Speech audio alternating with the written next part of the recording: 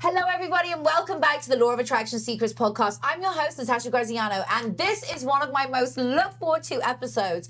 It's on relationships. Today, we are diving into everything around authenticity, the realms of relationship and personal growth, and no better than to do it with Mark. Mark, welcome to the show. I'm so excited to have you here. Mark is a leading expert when it comes to all things around relationships, understanding who you are, how to handle certain things that you're going through in your life, authenticity, and all the above.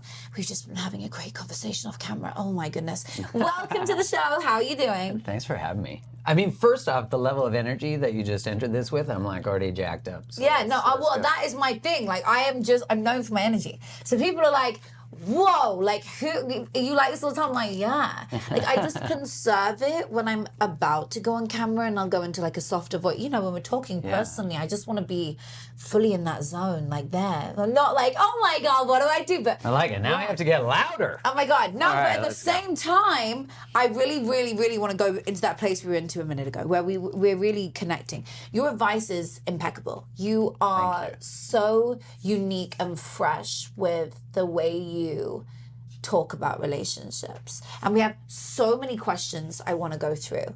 So on the topic of questions, diving into being with somebody who doesn't like your power. Right. Somebody's in a situation, this was one of the frequently asked questions. They are a powerful woman, okay? Not necessarily in their career, they're just a powerful person. They feel good. Perhaps they're alpha. Why do they end up going for a man that suppresses that?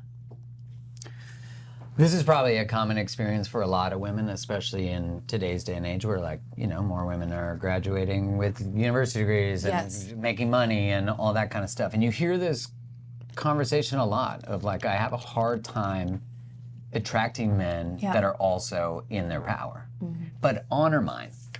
You know, the conversation about power is interesting because if you look at, like, let's say pickup artists culture and that type of world, even there's a book called Why Men Love Bitches. Yeah, I know it.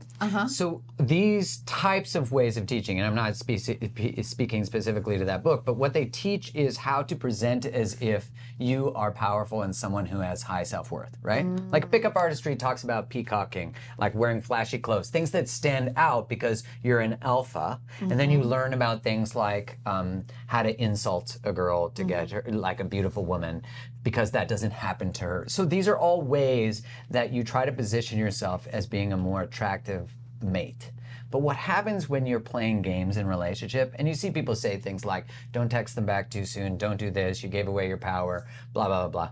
When you even start to think about power from being a game playing perspective, you're already in the wrong place. Because that means that power is finite. It means it's something you can give away.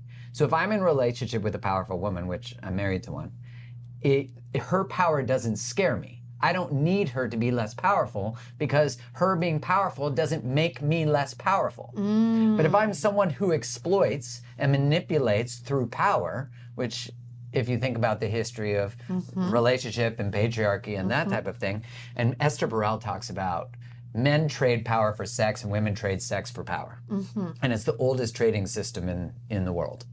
And when you look at that, if men exploit power to get sex, if they haven't done the work to look at how they relate to power, they're still going to use it from an exploitive way. So if they meet a woman who is powerful, they don't know how to relate to that. They don't know. If you think about like the history of relationship, people didn't get married because of love. They got married because of social hierarchy. They got married to get more in-laws. So they could trade resources with another tribe. They could marry the daughter of another tribe and then have safer spaces to navigate, right? Yeah. And then when agriculture came, you had people who worked on land and you had people who owned land. So people who owned land didn't want their child marrying someone who worked on land. So it was a way of also keeping social hierarchy. So I say all this because what happens is the history of relationship is not empowerment. Like if you look at the two human needs that humans have is they need to self-express, to be authentic, and they need to belong. But if you being you threatens your relationship, threatens your culture, threatens your community, threatens your religion, you're not going to be you. Because whenever a human has to put authenticity versus belonging, belonging always wins. till it doesn't. And I say that because what's going on there is this idea that if I'm all of me, if I am authentically who I am, if I stand in the truth of who I am, if I use my voice, and if you look historically, women are told what? If they're too powerful, they're told they're too much, they're too emotional, right? They're a witch. Exactly. But it's like, and they're burned for that. Because we don't know how to orient to powerful women if we haven't explored our own shadow side relationship to power. Now, this can be any human. It doesn't have to be just men who explore this, because we all have to look at how do we relate to power? How do we create secret contracts with the people that we're in relationship with? Am I paying for your flight because I love you? Or am I paying for your flight because there's actually a shadow part of me that wants to keep you close and wants to take care of you so that you can't leave me? Make sense? Absolutely. How does somebody work on their shadow? Like, there's so many unhealed men. I say to a man before I get into a relationship, have you done the work? And they're like, yeah. And I'm That's like, a pretty broad question. Very. Right. And that's the They're problem. like, I did go to school. Well, and they're like, yeah, absolutely. And I'm Right. like, no. I mean, the work on yourself. Are you healed? And they're like, yeah. So much of the time they just bullshit. They don't know what the fuck they're talking about. But actually, they are not healed, and they come into it and they bleed on others. But I will argue that there's two sides to that. Because if I say to someone, are you healed? And they say yes, first off, that's probably going to be a red flag for me. Right. Because no one's ever Which I fully now healed. know, yeah. No one's ever fully healed, and even like claiming that. For me, it's like, what's your relationship to growth? And do you have humility? Because in order to actually change, you have to always recognize that you have things you can do better. We are a constant work in progress. And the Agreed. challenges you have in relationship are not always evidence of the relationship itself being dysfunctional, although that can be true. They're actually opportunities for us to learn how to be better. And it takes two adults who take responsibility for themselves, who, remember I was saying that when the way that people have related is they believe that in some way it's of service of the relationship, and this has especially been tough for women, to abandon themselves to be in the relationship, to abandon what they truly desire, who they truly are, their voice. And so they think that's in service of the relationship. If I play small, I keep the relationship safe. But what has to occur in the maturation process and the way that relationships change is that how do we both use the experience of relationship to become the best versions of ourselves? And is being in a romantic relationship together actually in service of our highest calling? Because sometimes it isn't. And when someone chooses people who have not done the work and they bleed in the relationship, there is a responsibility to that choice. We have to look at what do we give up to date or be in relationship with powerful people. So there's a secret contract going on the other side too. I create safety. I date wealthy, powerful men because unconsciously I want to be taken care of and I don't want to be left and I want to be able to live my life, but I give up a lot of things for that. So we just have to be willing to take responsibility for also what we give up and present as potentially powerless to do that. You know what I mean? So interesting. Okay, so let's say someone is in a relationship and then they finish it and then they go and choose another mate. When they choose that new partner, why do they say so much of the time, my God, I attract douchebags?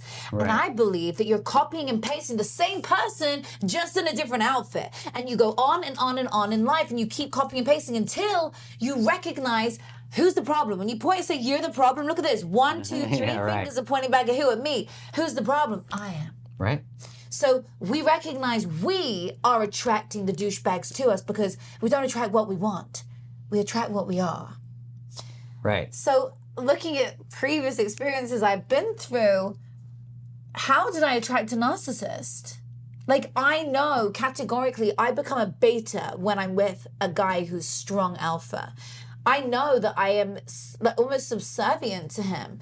So why do I attract it? I think that's the right question, because normally what people ask is they go, why do I attract narcissists, right? And the real question is, why am I a match for a narcissist, right? Like that's... Oh my God, that's exactly it. Right. Why And that's... am I your little thing? Oh, I've been told by previous partners, I want you to be barefoot and pregnant. I want you to be at home, like beta to me. I've been told you should shut up and listen to me. Right. Different partners, different things. That's narcissism, right? Well, I mean, I don't know them, and I haven't sat down with them, and I also am not a psychiatrist. But I would say that those behaviors themselves are about shrinking the person that they're with, or like putting them in a box, or making them want the partner to be the way they desire them to be. Again, it's like, I want you to be this because I feel safe with you being this. Like, I was drawn to who you were, the power that you had, but because I'm actually afraid of your power, and now you're now you're having a baby. I was talking to a friend of mine who's like, there's nothing more powerful than an embodied woman. And I said to her, like, 10 years ago, I would have been like, yeah, but powerful men are great too. And I was like, but now after watching my wife give birth, I'm like, 100%, there's nothing more powerful than an embodied woman. And especially when a woman is a portal. I remember hearing someone say that the female species is the only species trusted to be a portal between worlds. That is what an incredible level of trust. Universe, God, whatever that is. Right. It's the birthing. It's fucking insane. Wow. It's insane. Wow. And so when I think about someone, if I say I become a beta when I'm around alphas, Yeah. first off, a true alpha doesn't try to shrink anyone. Right? A true alpha doesn't try, because even alpha is, again, creating this perception of hierarchy. I'm the pack leader, I'm the alpha dog, I'm the da-da-da, I'm an alpha female.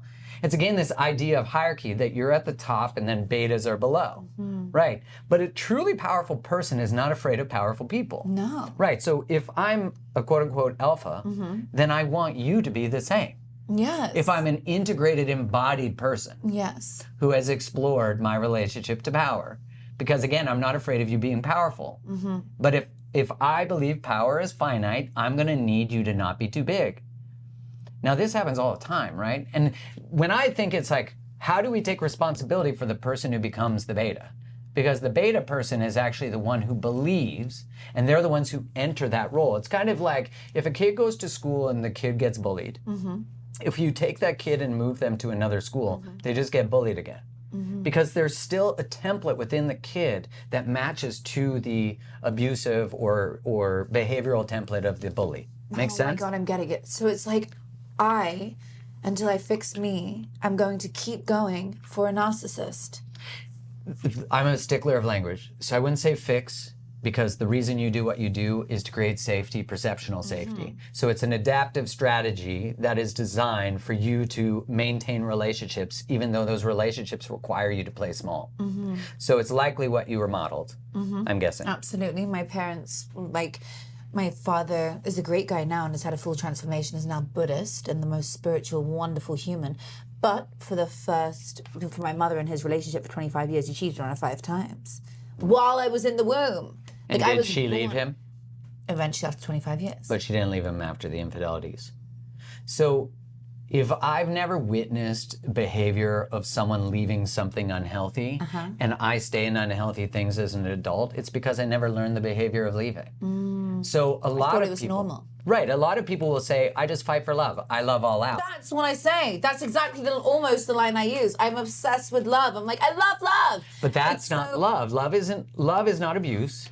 Love is not tolerance of bullshit, right? Like, love is none of those things. But if we were taught that that's what love was, and that's what we unconsciously that we love observed, no matter what. Right. But that also sounds altruistic, right? It sounds like, but look at me, I love all out, which is the classic line of anxiously attached people. It's a classic line of people who date unavoidable, it's a classic line of people who date unavailable people, narcissists. Like, it's classic because there's a bypass of choice. So if I was saying to someone, who's your person? And they say, well, that person who is not available, they just got out of a relationship, they're toxic, blah, blah, blah. That's my person. And I'm like, do they want to be your person? Well, not really. Do they want to change? No. How could your person ever be someone who doesn't want to be your person? So that means that somewhere along the line, I learned, if I'm that person, to bypass healthy discernment and choice in order to maintain relationship. So the healing of that is to actually come back to choice. If you're working with someone who can be objective with you, right? Which is usually your friend who tells you the truth, which is usually the friend that you don't want around when you're doing stupid shit. That's the friend, or that's the therapist who's like, you actually need to turn towards, so that we can learn to trust ourselves again. Wow. Make sense? Yes, it does. So really looking at empowering yourself to go back to that point where you have discernment, where you can change situations, will help you to then go, I am free to make those choices. And if you can make your own choices, then you'll stop attracting bad mates to you. You'll keep attracting them until you learn not to choose them. Now, I do want to be compassionate to this, because if you never observe choice from a parent, then you might be the first person in your lineage bringing choice back. So that is, I think about it this way, that what a beautiful thing that your lineage trusted you through the moment you have of self-reflection to finally heal the thing that your lineage has been trying to heal. So if you look up your matrilineal line, you'll be like, okay, when was the last time a powerful woman existed who was allowed to be in her full power? You might not even know, right? You might look back and go, well, when was the last time I saw a woman who didn't sell out herself, who didn't compromise herself? Because here you are now, able to take care of yourself, right? Absolutely. You have the monetary means, but there's a perception that I need that. I need a man who has that. Which is just a patriarchal thing that was been passed down through our lineage, through, you know, before us, before them, the whole way back. But true in your DNA, right? So you want to honor your DNA, because your matrilineal line goes, we do this for safety. Yeah. But your matrilineal line also, through the combination of your DNA with your father too, who's now a Buddhist, God bless. But it's like that line of what they created was the perfect recipe of who you are. To finally say you created your own stuff, your own money, your own space. And the way out of systems is, unfortunately, you have to buy your way out, right? Like, you don't change systems from the bottom, unfortunately. You change it by using the system. And if we get into like religion or spirituality, it's like Christ saying to be in the world but not of the world, right? As above, so below, from the Kabbalion. So it's like, you play in the 3D, but as you talk about, you step into the 5D. Yes. But you still got 3D shit to clean up. You do. Right. And that's the hardest part about life. I spend most of my time not physically out doing all the things that would be bringing in the love or bringing in the whatevers. I do it all from here. 75% of it is in the mind. People are like, how do you manifest so fast? How do you manifest this?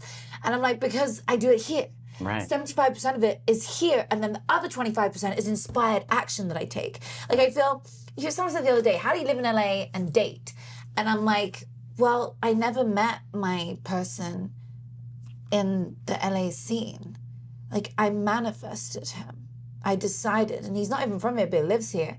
But I was like, I just decided that was how I was going to, I don't look in the normal places. I don't go to clubs or whatever it might be to meet people, bars and whatnot. I do it all from within. Right. So I work from a different playing field. However, now we tap into the 3D, which every day you have to deal with. So now you suddenly have a person. You suddenly have reality to deal with. Well, you look, what did you manifest? Because unconsciously you manifested some opportunities for wisdom. Right? Yes. Because if you look at your relational challenges, they're all, like, if I look at all the traumas of my life, right? And I go, okay, what did I make it mean about me? So if I was abused, if I was, whatever my circumstances are, what did I make it mean about me? Because as you know, if you're manifesting stuff that isn't in alignment with what you desire or you say you desire, then you know there's still an unconscious belief that's still creating for you. So I'm like, all right, we'll get into that 75% and manifest some boundaries. Like, get into that 75% and like actually preserve and protect the power of who you are as a woman, right? And that being like a circle and boundaries really are what preserve our wholeness. So if we don't have boundaries, we don't have protection of our energy, we don't have protection of our self-worth. So boundaries actually protect our self-worth. And ultimately what you draw boundaries around are your values. And a lot of people, especially if they're used to adapting to other people, what do you need? That's what I need. What do you like? That's what I like. If they're people pleasers, if they're people who shrink to accommodate, right? Instead, like, rise and invite the other person to meet you. But if you're someone who shrinks, then likely you don't know what your boundaries are. And if you experience things like anxiety or depression, it's because you don't have access to your voice. And if you think about it, anxiety is really thought of as being future-oriented, right? I'm afraid of creating a future. I'm afraid of the unknown. If you don't have access to your voice, you can't steer your life. And if you can't steer your life, you're not going to trust yourself, and your future is going to be determined by the people around you, not you. You're going to feel anxious. Oh, so interesting. Okay, so another question that people have is when they have children, they feel like they can't leave because it's their person who is with them. One of the questions was very specific, and it said, I am with my partner because of my child, and I don't feel I can get out. So it's more a rhetorical question, but I think, what would you say to that? Well, what I do know is that child, when they grow up, feels the resentment that the parent has who stayed for them. So a child is a great reason, and I'm not saying there aren't circumstances where that's a negotiation you're going to make with your soul, but a child is a great reason to also not step into your power. But then what do you teach the child? To give up their power and maintain relationship. I always think, like, what do you want to teach them? Because we have this perception that the ideal family is two parents together who love each other, right? And I would argue that's the ideal human system circumstance. But the next one isn't parents who together who dislike each other. The next one is parents who aren't together, who can co-parent well, who love each other. Then it's together or apart and dislike each other. There's no hierarchy there, right? So what ends up happening, and I did a survey of all my followers, and I was like, if your parents got divorced and they stayed till you were 18, did you know before you were 18 that they needed to get divorced? Almost everybody is like, yeah. And when your mom, because it's usually the mom, or dad said, I stayed because of you guys, how did you feel about that? My mom said that exact thing to me. Right. And look at, this is actually really important, because look at what that does. It says to you, I'm not responsible, you're responsible for what I chose. So she's not taking responsibility. She's saying, I did it for you. How altruistic, right? But what she doesn't teach you in that is that there's choice. She now says, I didn't have a choice because of you.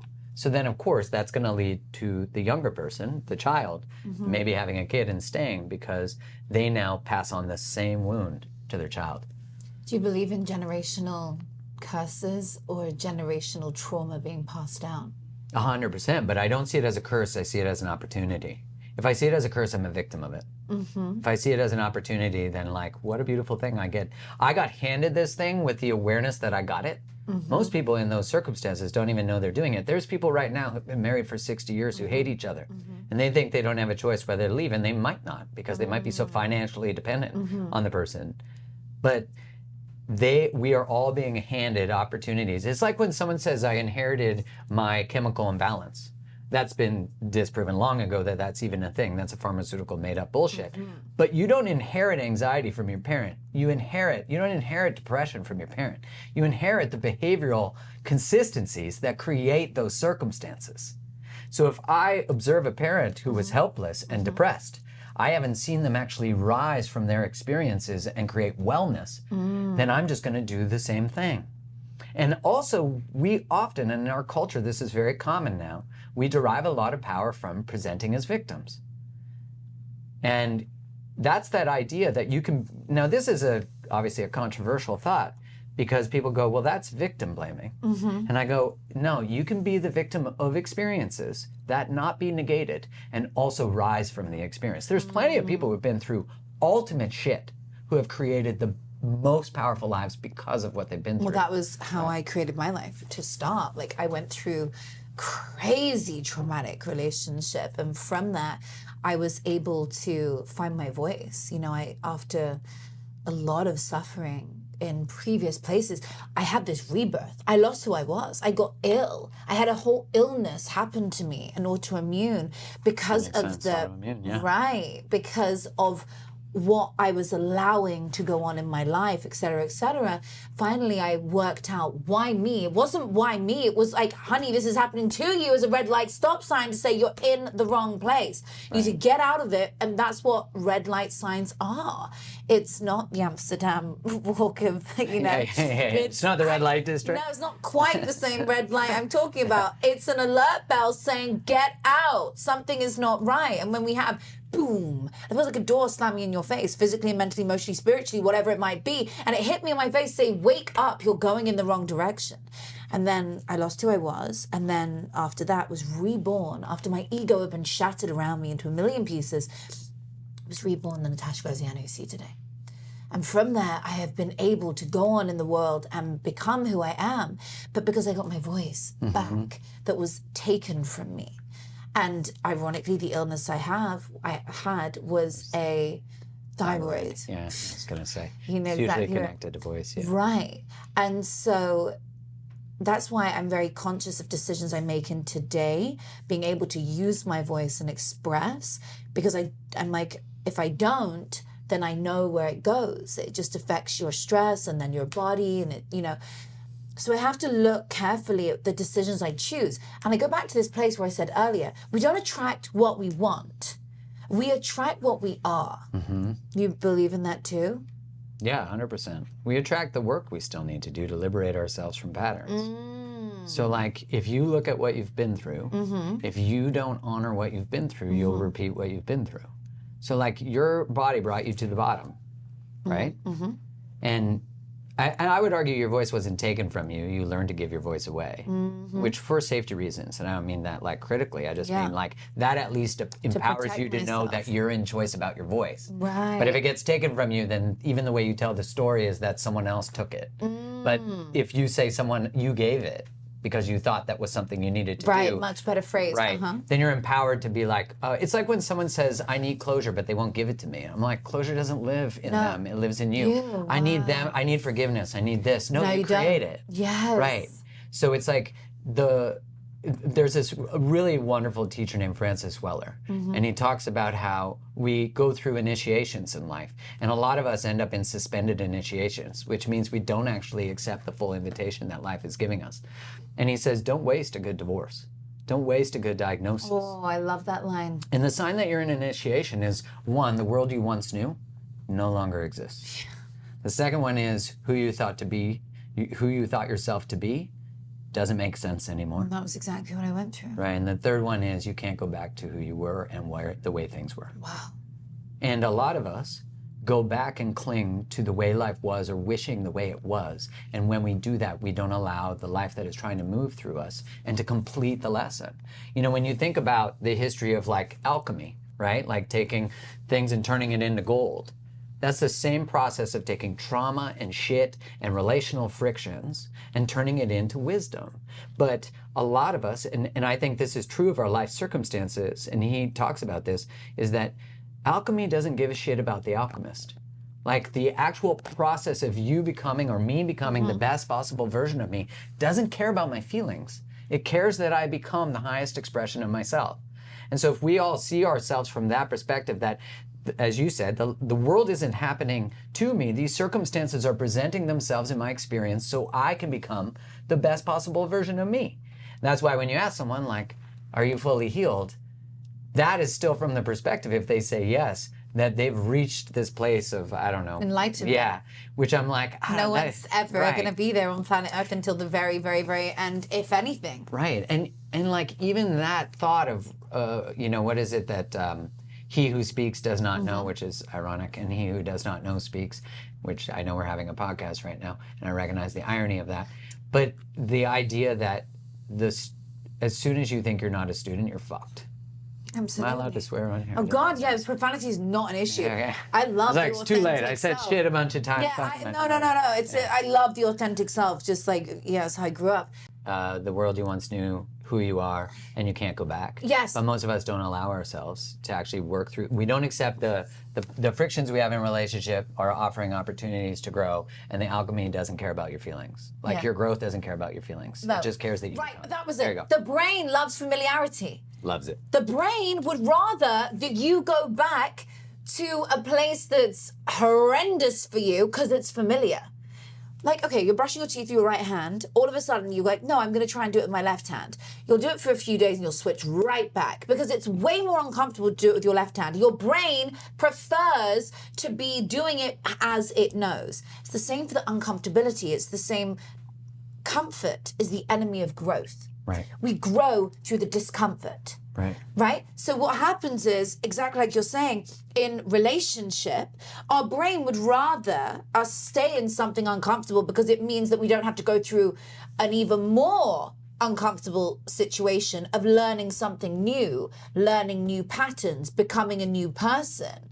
So our brain would rather us stay in a really bad place because it's familiar. Right. So it's really hard. You have to retrain your brain. You have to say, no, I don't want this anymore. I want to be authentic to who I am. I want to get my values back or recreate values. Right. Which I know you were saying before we started, like, I was like, what if, someone decided that they were going to go back to having their voice, go back to being empowered, go back to becoming this woman of choice where she can make a decision, or a man of choice, whatever. And you were like, well, then they're not going back. They're becoming them. Right. They're embodying it. Right. You don't want to ever go back. No, you don't. It's like get back together. No, move together, get together moving forward. Yes, exactly. Because you're just going to recreate the same circumstances. Yeah. And even the idea of go back, if you go back to the powerful woman with the voice and you're going back to the version of you that, or not specifically you, but the version of ourselves that didn't have the completion of this new invitation. Yes. Right? So it's like, if we repeat relational patterns, the orientation is, what's wrong with me that I keep choosing these types of people? Mm-hmm. And what has to happen is, all personal growth we tend to go to because we have something we want to change, right? So it's like, I fucked up, or there's something wrong with me that I need to fix. So that means if I'm saying I need to fix something, then that means I have a narrative that something's broken, right? But and that's the way that the child sees themselves. But as an adult, you go, okay, well, the reason that I'm brought towards personal growth is because I have a challenge in my life. Not because there's something wrong with me, because the behavior that I have, even if it's toxic, is adaptive. It's trying to serve me. So I have to be able to orient, to change, not from a place I'm broken, I need to fix it, but I have an opportunity to step more fully into myself, and I'm taking it. And that, most people never make that leap, and that's why they stay in personal growth and consume more and more shit, not bad stuff, but like more and more books and more things, because they still haven't left the idea that they're broken and there's something that needs to be resolved, because the self-identity of brokenness feeds the need to constantly fix something. Make sense? Okay, so can somebody you're with change? And how? Do they have to move out to change? Do they have to be reprimanded? Like, if somebody is in a relationship with someone who doesn't believe they have done anything wrong, but they want to stay together, how does that woman let that man back in when he believes he is the Saint Jesus? Like, he is like, is that even the right term? But like, that's Jesus like the double Christ. Jesus, a saint. Yeah, it's double Jesus. Has anyone ever even said that? But double Christ is big deal. That's like Christ on steroids. Like double Christ. They think they're like this incredible being. Like, wake up, sweetheart, you're not. But, they think they're amazing. And how do you get them to change? You can't. You can't get anyone to change who doesn't want to change. And I would argue that the person trying to get someone to change is actually that's the challenge. That's the problem. Yeah, but what if this person is like abusive as fuck and rude? Like, I've got clients emailing me about it. What do? I'm stuck in this situation and I want him to change because I love him and he treats me. That's not love if they don't want to change. For a relationship to thrive, both people have to want it to thrive. And both people have to be adults and take responsibility for their own behavior. Every relationship is a co-creation. It's not one person is the issue. Both people are responsible 100% for their 50%. But if I'm someone who is used to trying to get other people to read books and podcasts and like, oh, we got in the car, let's just listen to this. I don't know how this ended up on. I'm still manipulating. I'm still trying to get them to do something instead of allowing them choice. And when they say, I don't want to, I'm not even honoring the fact that they don't want to. Yeah. So remember I said you bypass discernment in order to stay with people like that. So the person who's constantly trying to get people to change is actually still in a wound of over pursuit. Wow, so they're doing like 70%, so the other person only has to do 30. Yeah, so the idea is, well, I need the other person to show up more. Well, they can't show up more because you don't create space for them to show up. Your adulting is to pull back and to say, fuck this is the standard. If you can't meet the standard, I respect that, but we will not be in a relationship. Wow, that is such a good bar. I love that. Like, if you can't meet me where I need, I respect you. Right, I respect your choice. It's choice. Yeah, it's choice. You don't want to show up as a king. You want to be like a little butler boy. Okay. He might. Butler boy. You can just go be my little That's butler good, boy, yeah. but not in my life. Well, a queen doesn't even tolerate a butler. No, right? like if you look at It sounds hierarchical, but like. But we're talking in like, hierarchical codes right now, so but it's like okay. a queen doesn't tolerate that shit. No. But a queen doesn't even need All to the call pawns her don't- king into kingdom, because even that is leaving your throne. So many metaphors. Love it. But even that is leaving your throne. So like, that would be you leaving your majestic power center, because a powerful woman says, here's what I need, here's what it is. A powerful man says, here's what I need. Here's what it is. If you want someone to show up, you got to show up for yourself. So you have to, as you said, you attract what you are, not what you say you desire. And so if you say, I want a powerful man who's embodied and navigates his shadow and takes responsibility for it, you have to take responsibility for your shadow. You have to be fully in ownership and power in yourself. And you have to stop lowering the bar to meet people. You know, imagine if they did that on rides at the carnival. Like, oh, you got to be this tall to ride. And then you're like, actually, we'll just make it smaller. The kid dies. Why is it any different? Why is it any different? You know that idea of, Al Watts talks about this. He says that we speak about falling in love. Why not rise in love? Like, the language is so important. So important. Falling in love, you're right. What does that term mean? It means descent. Yeah, Not it that does. there's any problem with descent, because in order to even get to know yourself and your soul and your totality, you have to descend into the darkness of who you are. It can't all be love and light, because that's bullshit anyways. Yeah. So like, all of us are capable of dark bullshit. All of us are capable of manipulation. But can we actually be with the reality of that so that that doesn't drive the car? Because if I'm afraid of that, I'm going to bury it. I'm going to put it in a little box. But it's just going to grow, reroute, and get stronger. And it's going to show up in how I text. It's going to show up in all the ways that I show up in my life. Okay, two massive questions. Why are women attracted to fuckboys, and why do men love bitches? Why do men love bitches? I love that. He's like sipping the water first. He's like, shit, here we go. Why do men love bitches? Well, I don't think that men love bitches. I think that men ultimately want a partner who's tender and loving and caring and gentle. But they are sometimes attracted But why are they to... drawn to a woman who is not those things? Probably because they have a wound with women. They have a wound with their mother. They didn't get tender love from their mother. Oh my God. So they just recreate it. I mean, most of the reasons we do things are because of our, this is a bad rap for moms, but it's usually because of our early childhood attachment. But that's not a destiny. That's again, there's an opportunity. We can all learn how to create secure attachments. We can all learn how to create loving relationships. And it's about starting to create secure attachments with ourselves. So if my life is not in alignment with my values, I'm not in a secure attachment with myself. If I don't love myself, that's because I don't love my choices. The second question was, why are women addicted to fuckboys? well, one, they're operating in scarcity. So, if you're tolerating something that is not what you want, or you're agreeing to relational circumstances that are not what you actually desire, then you don't believe that that you deserve what you desire and that it'll come.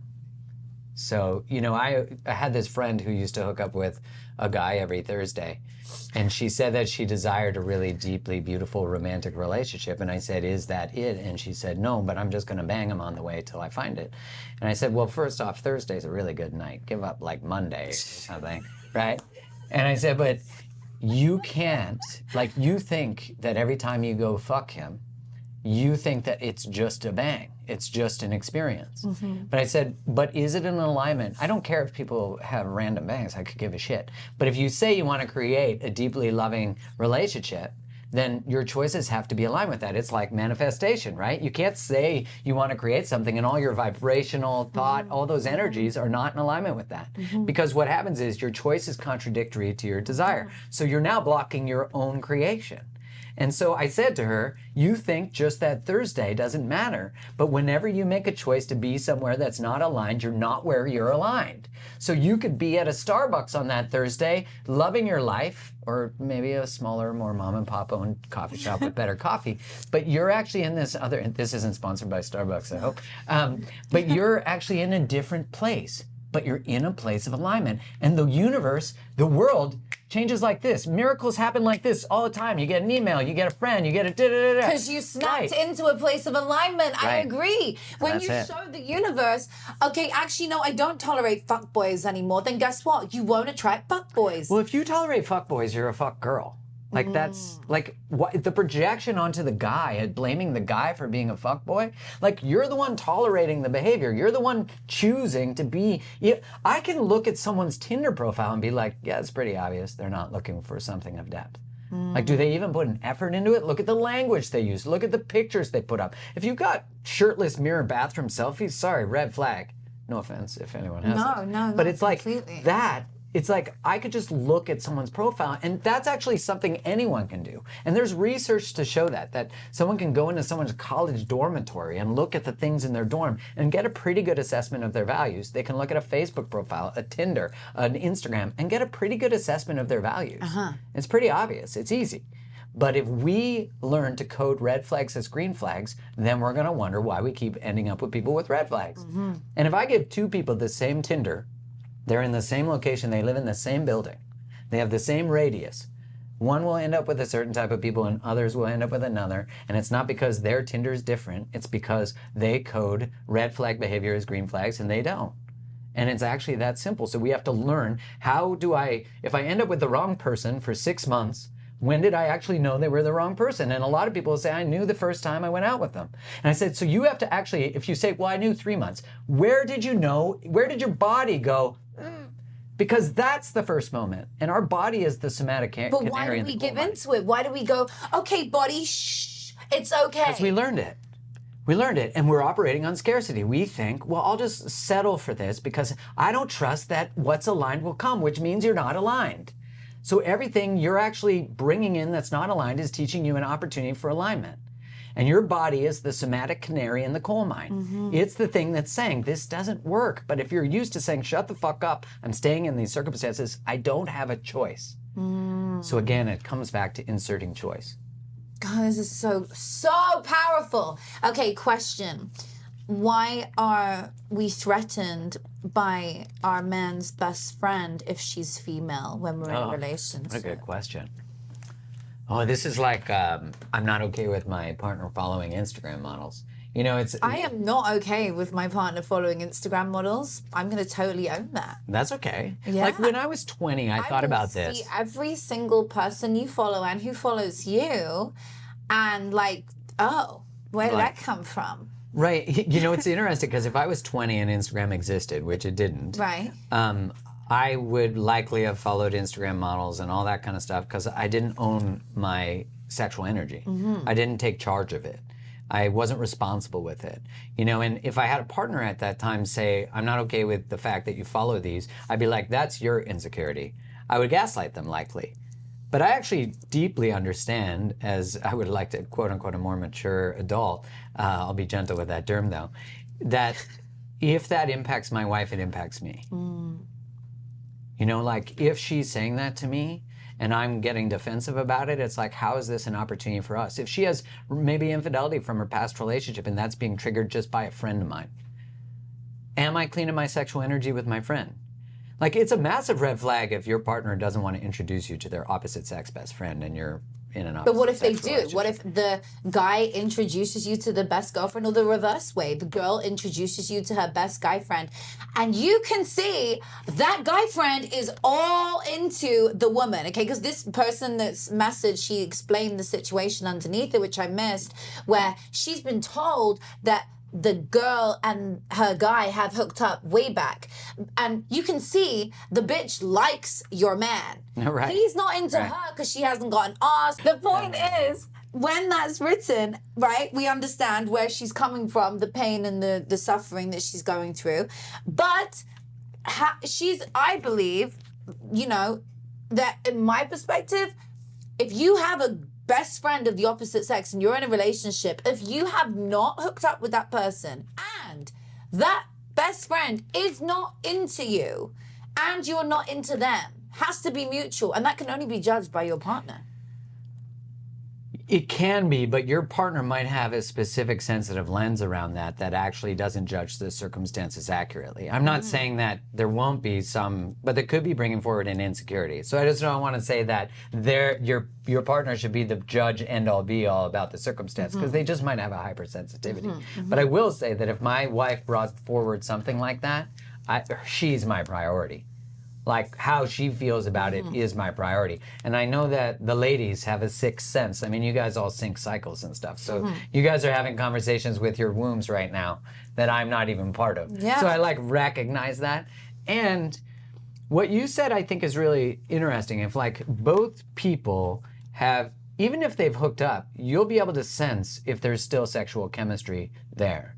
And if there is still, that's why the person in the relationship has to be very mindful. And this is true of all circumstances, not just with female or male friends, that are we responsible for our sexual energy? Like, I'm sure we've all met people in relationship where we can sense that they're putting out the vibe. Right.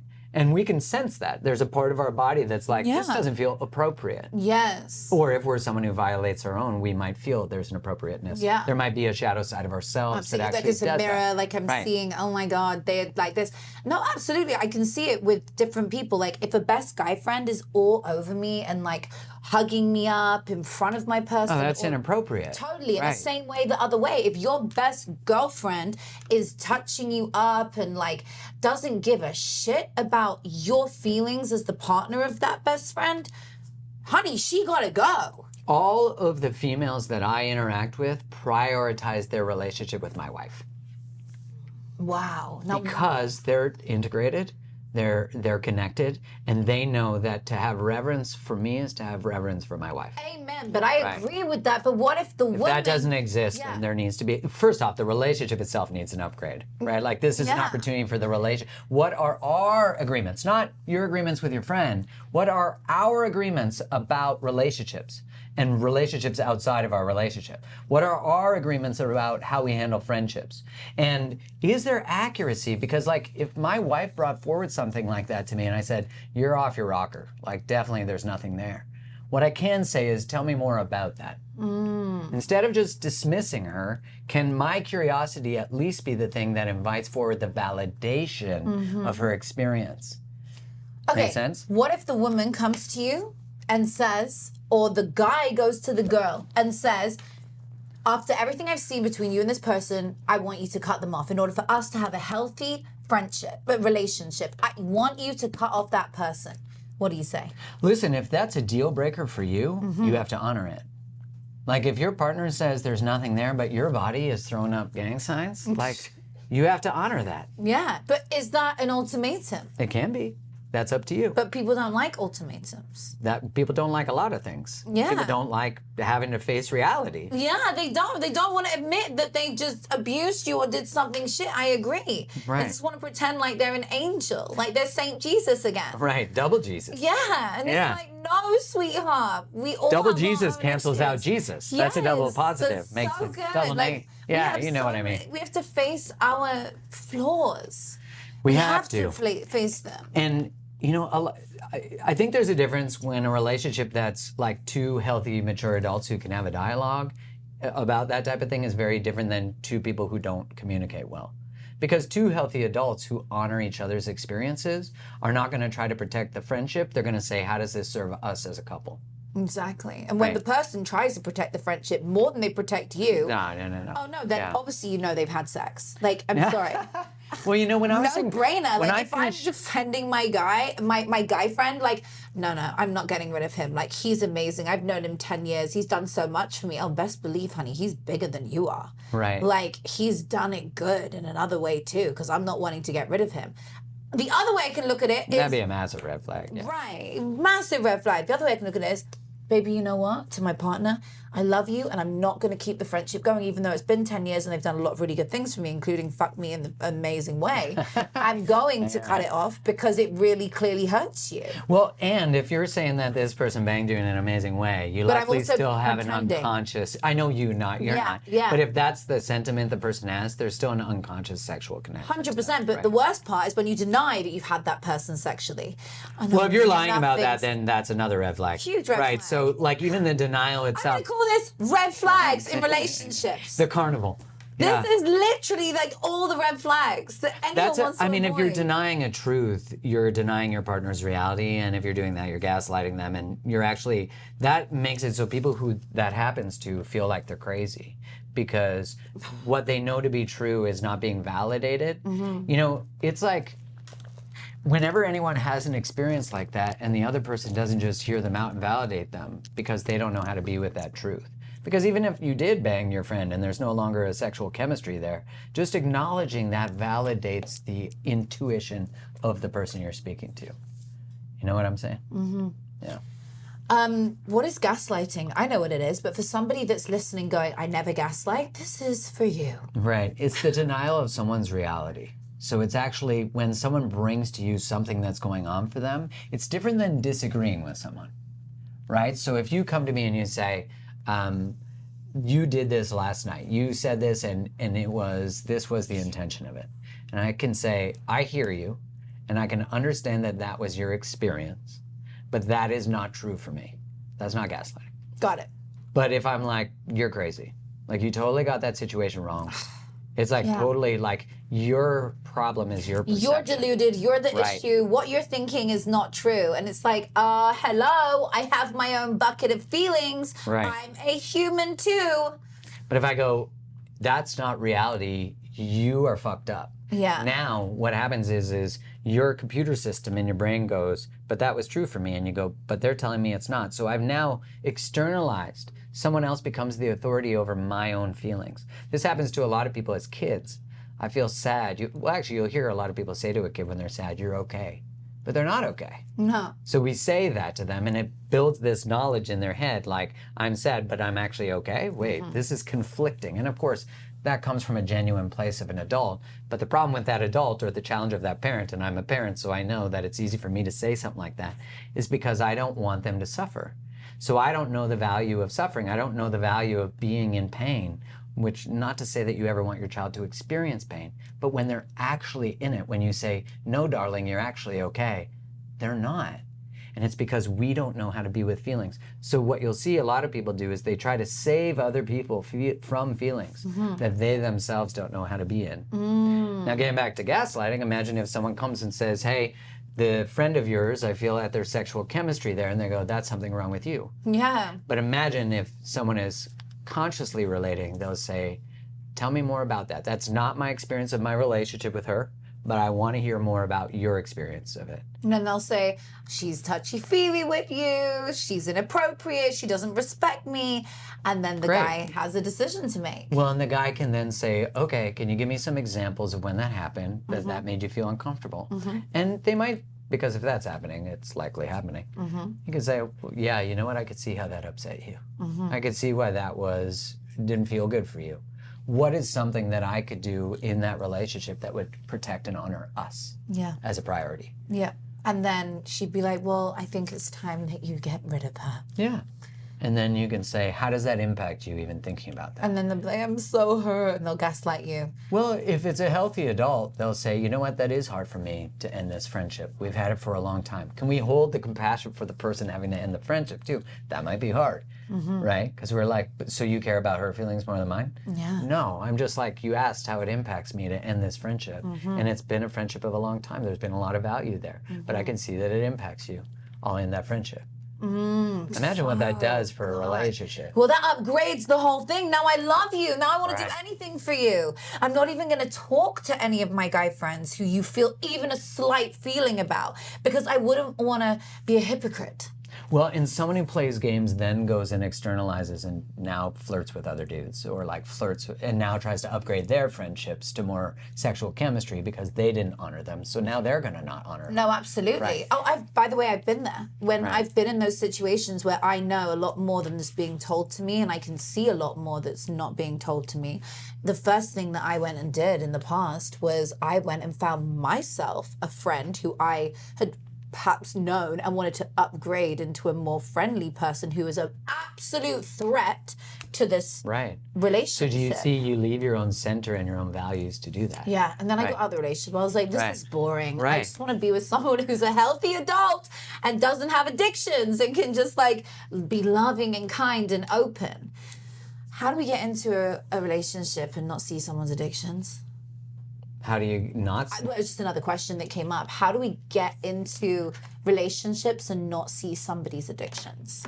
Well, if you're someone who's prone to dating people who have addictions, you're prone to saving people. Ooh, so the reason we go for people with addictions because we want to save them?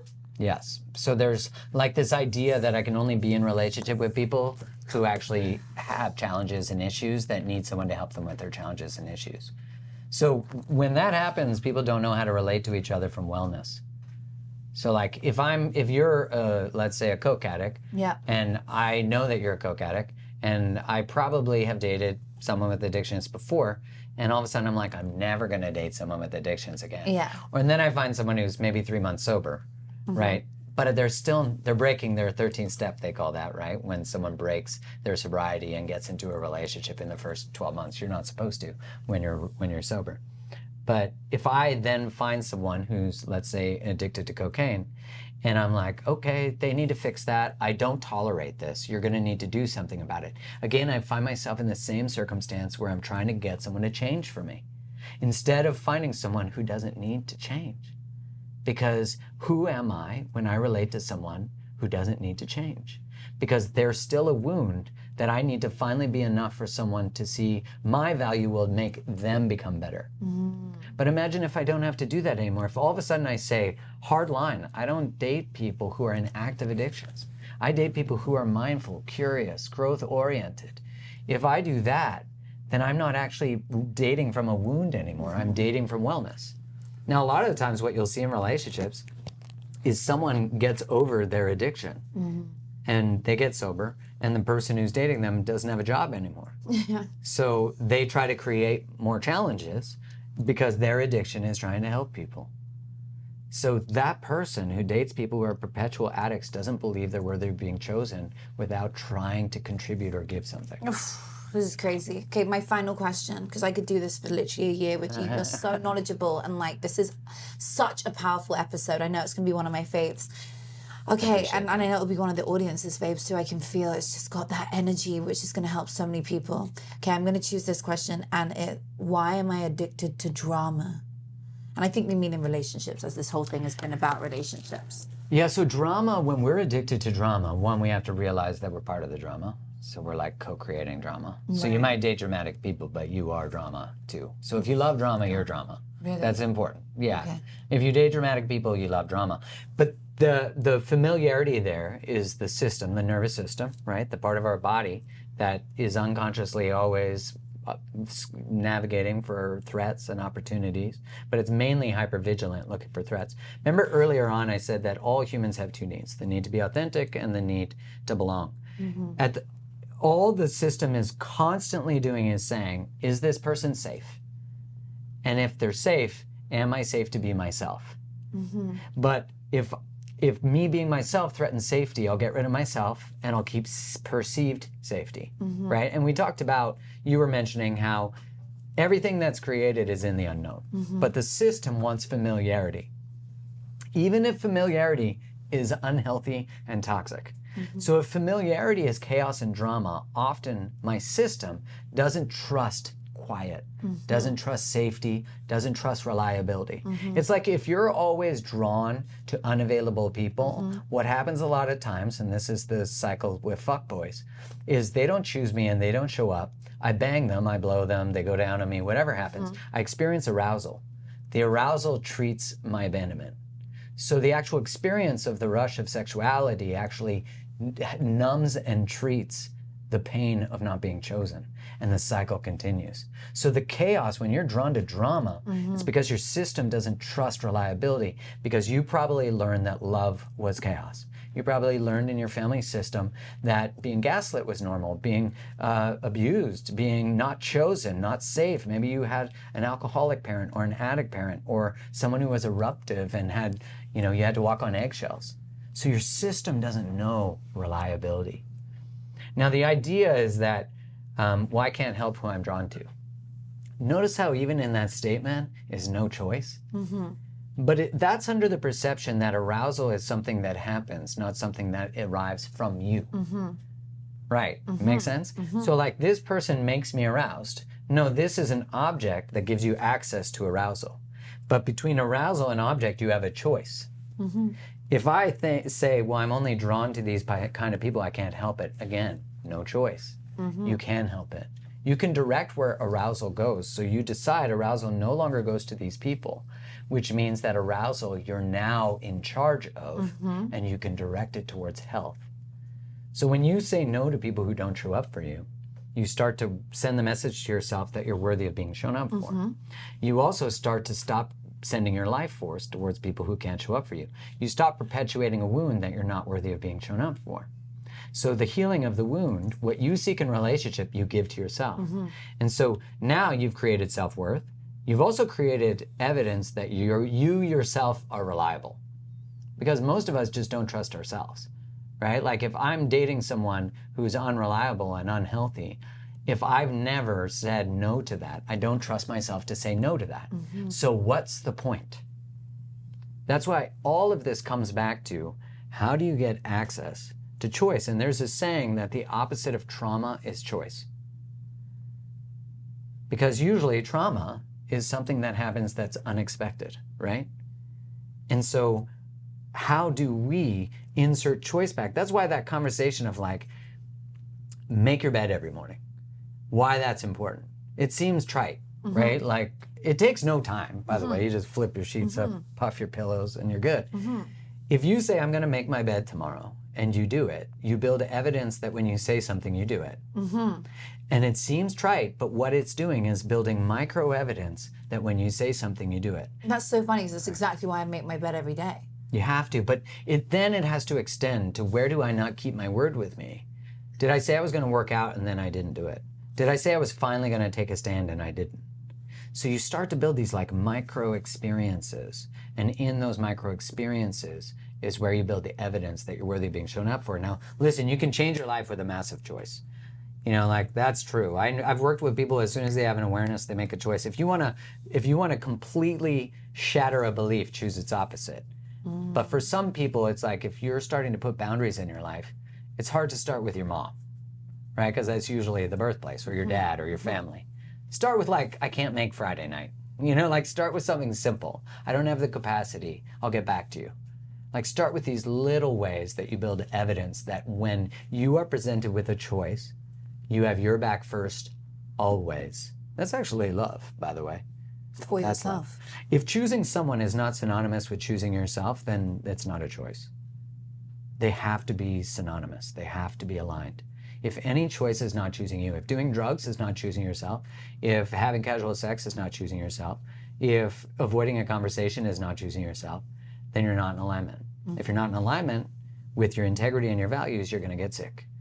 If you're not in alignment with your values, you're going to get anxious. You're going to get depressed, because there's this belief that you can't control your life. And so this is, how do you bring back in choice and steer your life the way you want it? And that is the opportunity that all our relationships are giving us. Oh my goodness. This is like the most interesting, fascinating stuff. Thank you for sharing today. I feel like I could do this for days. Like I said, we have to have you back on again to talk Thanks more for having about me. relationships. Thank you so much. Where can people find you? You can find me at Mark Groves Podcast, which is everywhere you get podcasts. Oh, definitely. We'll put the link below for anyone who wants to learn more about relationships. And you can find me at createthelove.com. And we also I have a YouTube channel. So YouTube, Mark Groves. And we also have a membership called Aligned. And Amazing. right now that we have a wait list for when we open the doors again. Ooh, amazing. I'm going to put all the links to everything below. Thank you so much for coming, Mark. It was Thanks a for having pleasure me. to have you here. I hope you guys enjoyed this as much as I did. Fingers crossed your relationships improve.